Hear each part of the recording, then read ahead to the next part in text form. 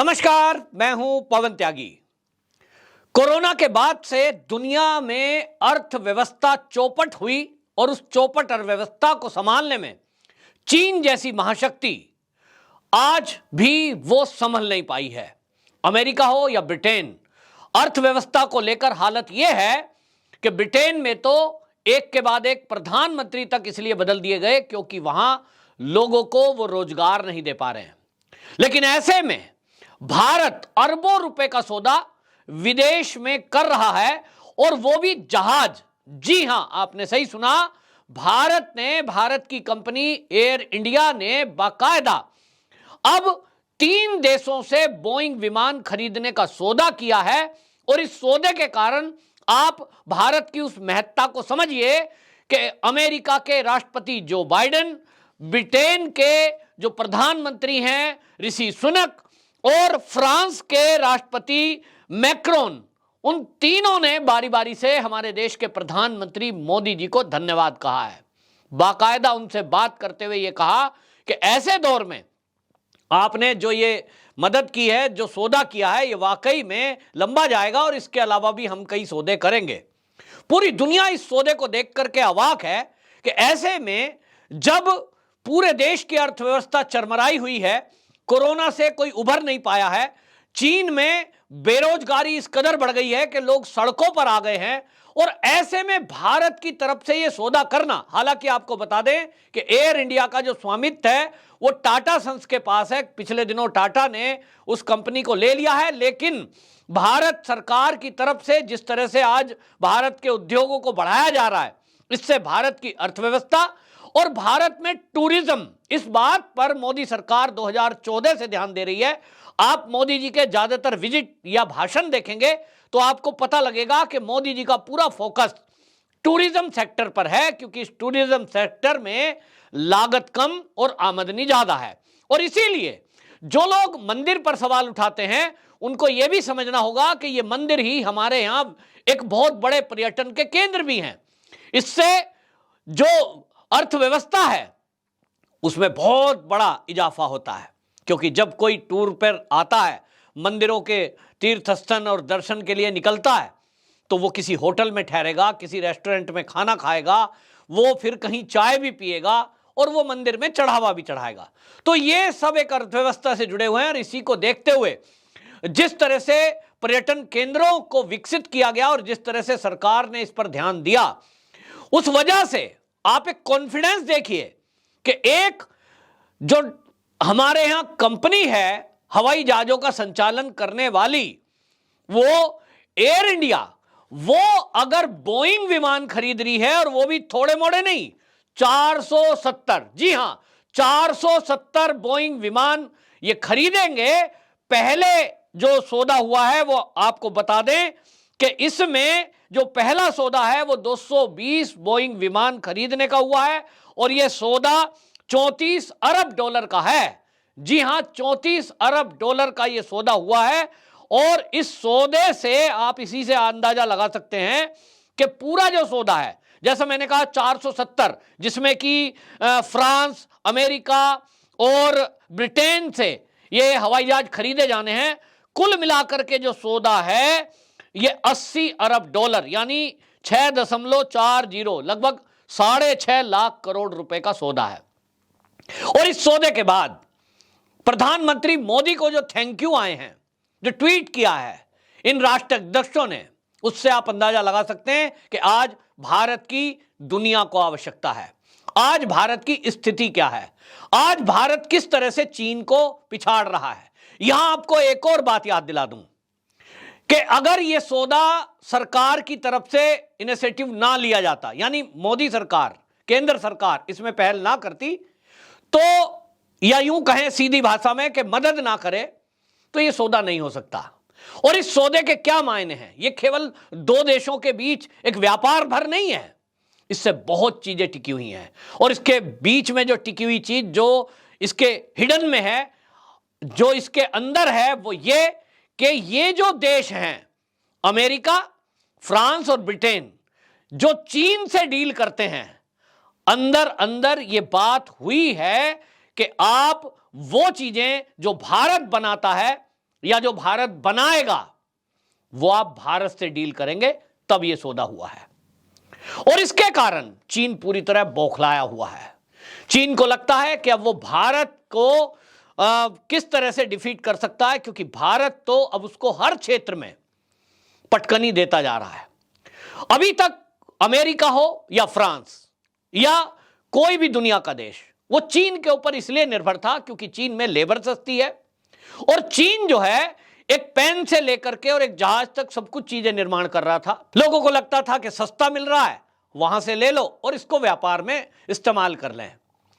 लेकिन ये जो निर्भरता चीन के ऊपर थी, इसके पीछे दुनिया के सब देश इससे परेशान भी थे, क्योंकि चीन की विस्तारवादी नीति और चीन की जो कुटिलता है, जिस तरह से वो अपने उपकरणों में जासूसी उपकरण लगा देता है, दुनिया की जासूसी और दुनिया के देशों के लिए खतरा बनी हुई है। और पिछले दिनों हमने देखा कि जिस तरह से अमेरिका के आसमान में चीन का जासूसी गुब्बारा पकड़ा गया एक के बाद एक, इसके बाद चीन की जो ये चालबाजी थी, इसको लेकर के अमेरिका में जनता विरोध में हो गई और जो बाइडेन पर यह प्रेशर बनाया गया कि वो तत्काल चीन से सारे सौदे रद्द करे। अब यह अचानक नहीं हो सकता, क्योंकि बहुत सारी चीजें वो चीन से डील हुई है, और जब सरकार से सरकार का समझौता होता है तो मजबूरी होती है। लेकिन अमेरिका को यह तो समझ में आ गया कि यहां सत्ता में बने रहना है, जनता को नाराज नहीं करना है, तो चीन से संबंध खत्म करने होंगे। ऑप्शन क्या है दुनिया में? चीन का एक ही ऑप्शन है, एक ही सब्स्टिट्यूट है, और वो है भारत। और इसलिए दुनिया के सब वो देश जो चीन से संबंध खत्म करना चाहते हैं, चीन की विस्तारवादी नीति और उसकी चालाकियों से वो मुकाबला करना चाहते हैं, वो भारत की तरफ देखते हैं। क्योंकि भारत जो भी डील करता है, भारत कभी भी ऐसा नहीं सोचता कि मुझे किसी दूसरे देश में दखलंदाजी करनी है, जासूसी करनी है। यहां आपको यह भी बता दूं कि जहां आपने बता दूं कि ब्रिटेन से डील हुई है, इसमें भी आपको बता दूं ब्रिटेन के जो ऋषि सुनक हैं पीएम, उनसे बातचीत हुई है मोदी जी की। और क्या बातचीत हुई है, क्या उन्होंने ट्वीट किया है, मैं बाद में बताऊंगा। लेकिन यहां आपको यह भी बता देता हूं कि भारत के अंदर जो ब्रिटेन का एक न्यूज चैनल है बीबीसी, जिस तरह से वो डॉक्यूमेंट्री उसने बनाई थी, उस डॉक्यूमेंट्री के अलावा कई बार उसने ऐसा किया है कि लगता है कि भारत विरोधी काम कर रहा है। और इसको लेकर के इनकम टैक्स विभाग ने वहां रेड की, अनियमितताओं की जांच की जा रही है। सरकार के भाषा में बात करें तो वो सर्वे हो रहा है, लेकिन उस सर्वे में विदेश से आया हुआ फंड और बीबीसी के द्वारा भारत के कुछ गद्दार पत्रकारों को की गई फंडिंग, इसकी भी जांच हो रही है कि ये जो डॉक्यूमेंट्री तैयार हुई थी जिससे भारत के अंदर दंगे फैल सकते थे, आखिरकार ये जो पत्रकार थे जिन्होंने इसको तैयार करवाया, कौन कौन लोग थे और उन्होंने कितने पैसे लिए, यानी बीबीसी ने कितने पैसे दिए। लोगों को उम्मीद थी कि जब ये बीबीसी में छापा पड़ रहा है तो जो इनका एक इकोसिस्टम है, वो टूल किट है, वो ट्वीट करेगा, वो मोदी को घेरेगा, टीवी चैनल पर डिबेट होंगी कि मोदी जी आजादी छीन रहे हैं, मीडिया को कुचला जा रहा है। तो उस भाषा में अमेरिका भी बोलेगा इनके फेवर में, कम्युनिस्टों के, ब्रिटेन भी बोलेगा और फ्रांस भी बोलेगा। तो ये सारे कम्युनिस्ट देश बोलेंगे और बाकी दुनिया के देश भी मोदी पर प्रेशर बनाएंगे। लेकिन हुआ उल्टा है, अमेरिका कुछ नहीं बोला। उन्होंने कहा भाई भारत में प्रेस की आजादी है और हमें विश्वास है मोदी जी सब ठीक करेंगे। फ्रांस ने कुछ नहीं बोला, यहां तक कि आप देखिए कि ब्रिटेन ने कुछ नहीं बोला। और ये यही कारण है कि आज दुनिया की बड़ी बड़ी महाशक्तियों को भारत से उम्मीद है, भारत की तरफ दुनिया देख रही है। और इसलिए आज जो मोदी है देश के प्रधानमंत्री, वो कमजोर नहीं है, किसी की मजाल नहीं है कि मोदी की आंख में आंख डाल के कोई उंगली दिखा सके। और इसलिए मोदी जो फैसला लेते हैं बहुत सोच समझ कर लेते हैं, और जब लेते हैं फैसला तो उस पर कोई उंगली नहीं उठा सकता। बीबीसी के मामले पर भी जो सूत्र हैं वो ये बता रहे हैं कि अगर अनियमितता पाई गई तो निश्चित जानिए कि भारत में अब बीबीसी का अंत आ गया है। यूं तो इंदिरा गांधी ने भी बैन लगाया था, यूं तो कांग्रेस के सांसदों ने भी बैन करने के लिए मांग उठाई थी, लेकिन आज वही विपक्ष, वही कांग्रेसी बीबीसी की आजादी चाहते हैं। क्यों? क्योंकि उनको ये एजेंडा सूट कर रहा है, उनको मोदी को हराने के लिए कोई मुद्दा नहीं मिल रहा है, तो इन मुद्दों का इस्तेमाल किया जा रहा है। लेकिन आप निश्चित जानिए जिस तरह से ये सौदा हुआ है, जो मैंने बताया कि ये लगभग जो है 6.5 लाख करोड़ रुपए का सौदा, इस सौदे का असर यह है कि जो 3 देशों से बोइंग विमान का सौदा हुआ है, इसके कारण से खाली अमेरिका की अगर बात करूं तो वहां 10 लाख जॉब क्रिएट होंगे। और यह बात मैं नहीं कह रहा हूं, यह वहां के राष्ट्रपति ने खुद बोला है। इसी तरह आपको बता दूं, राष्ट्रपति मैक्रो की बात सुनाता हूं, उन्होंने ट्वीट किया है। उन्होंने कहा एयरबस और टाटा सन्स ने जिस कॉन्ट्रैक्ट पर हस्ताक्षर किए हैं वह भारत और फ्रांस की रणनीतिक साझेदारी में एक नया चरण है। फ्रांस और हमारे उद्योग में आपके विश्वास के लिए प्रधानमंत्री नरेंद्र मोदी का धन्यवाद। ये धन्यवाद कर रहे हैं।